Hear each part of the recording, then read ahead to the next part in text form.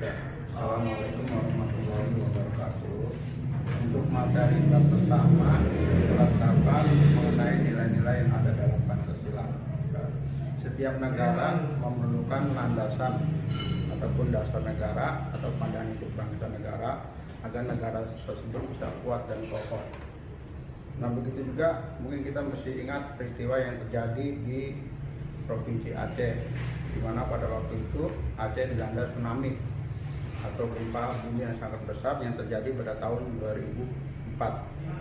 Peristiwa tersebut menghancurkan sebagian daerah tersebut, salah satunya adalah banyak bangunan-bangunan yang runtuh. Tetapi di luar logika itu ada anak yang tersangkut pohon tapi selamat dari terjangan air yang begitu besar. Kemudian di situ ada masjid yang begitu besar tapi tidak runtuh ataupun hancur.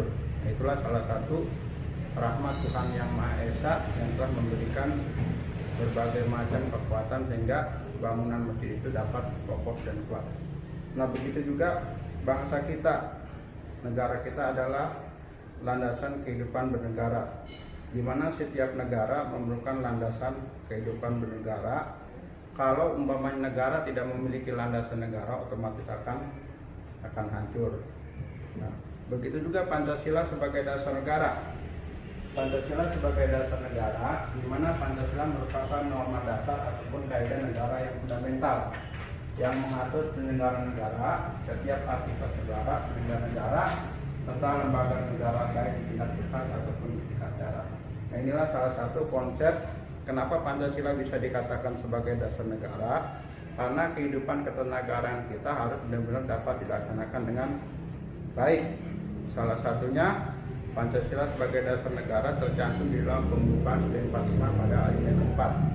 Maka disusunlah kemerdekaan kebangsaan Indonesia dalam suatu negara kesatuan Republik Indonesia. Yang pertama adalah ketuhanan yang Maha Esa, kedua kemanusiaan yang adil dan beradab, yang ketiga persatuan Indonesia, yang keempat kerakyatan yang dipimpin oleh hikmat dalam kebijaksanaan, permusyawaratan dan perwakilan, serta keadilan sosial bagi seluruh rakyat Indonesia.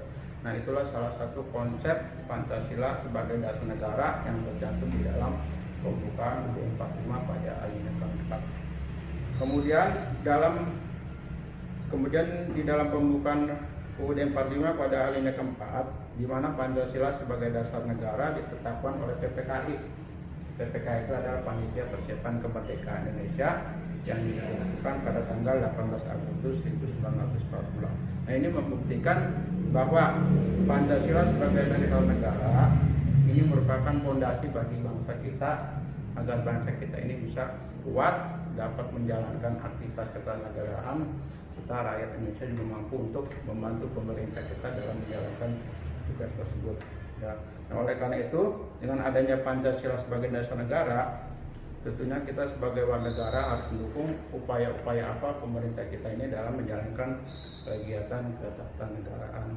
Kalau umpamanya negara kita tidak memiliki fondasi negara, otomatis bangsa kita juga tidak memiliki tujuan serta arah yang jelas dalam melaksanakan kegiatan ketatanegaraan Indonesia.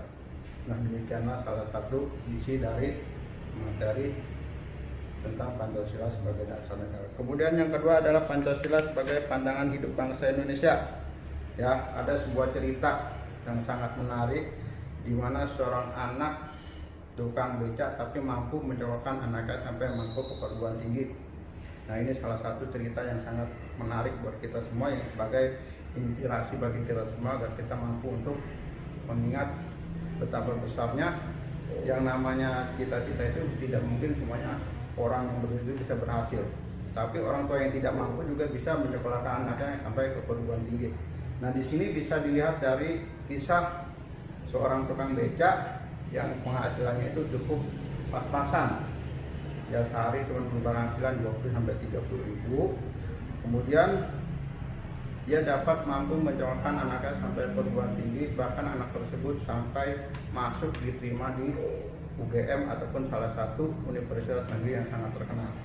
Nah, dengan adanya cerita tersebut, di sini membuktikan bahwa yang namanya perjuangan seorang bapak ya terhadap anaknya itu merupakan suatu keberhasilan yang sangat luar biasa. Nah, adapun anak tersebut dapat berhasil masuk perguruan tinggi tanpa pengetahuan ayahnya. Setelah anak itu cerita kepada ayahnya, baru dia kaget. Orang tuanya kaget dengan anaknya diterima di perguruan tinggi, kemudian masuk di fakultas kedokteran. Kemudian setelah kuliah, orang tuanya sangat apa? Sangat resah, karena kemampuan sehari-hari yang dia terima itu tidak mungkin dapat mengurus anak. Tapi anak tersebut berhasil memperoleh yang namanya beasiswa sampai 6 tahun. Ini salah satu perjuangan bagi seorang ayah kepada anaknya, di mana perjuangan tersebut membuktikan bahwa yang namanya orang tua menginginkan agar anaknya lebih berhasil pekerjaannya dibandingkan anaknya. Ini salah satu cerita yang sangat menarik, di mana tukang kita mampu bisa menekan anaknya hingga menjadi seorang dokter. Nah, begitu juga kalau kita kembali lagi kepada pandangan hidup bangsa Indonesia, ya, di mana pandangan hidup bangsa Indonesia sudah diibaratkan sebagai pedoman hidup, ya, tatanan hidup, ya, di mana dari pandangan itu perlu ada yang namanya cita-cita. Nah, cita-cita yang ada di dalam Pancasila sebagai dasar negara ini membuktikan bahwa, ya, bahwa dengan adanya pandangan hidup otomatis kemakmuran bangsa Indonesia juga semakin tercapai.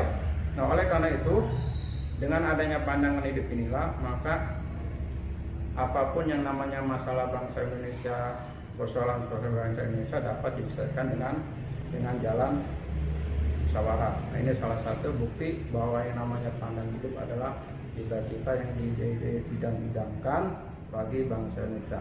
Dalam pengertian pandangan hidup di sini, ya, terkandung konsep pandangan hidup,